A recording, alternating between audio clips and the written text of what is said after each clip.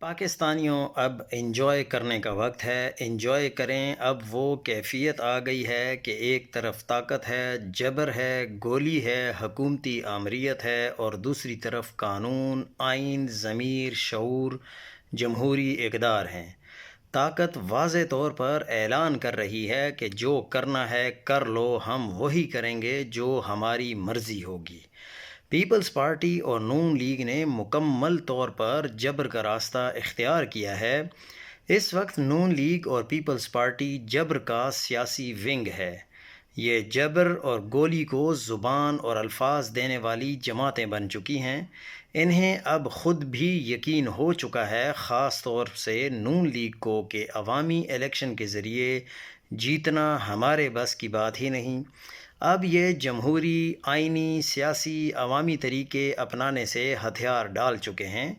مریم نواز شریف صاحبہ کو بھی مبارک ہو، ان کی اپنی جماعت نے ان کا سیاسی کیریئر شروع ہوتے ہی دفن کر دیا۔ اور یہی سچ ہے، کسی کو نظر نہیں آ رہا تو آنکھوں کے ساتھ علاج، اور آنکھوں کا علاج بھی کرا لے اور اپنے عقل کا علاج بھی کروا لے۔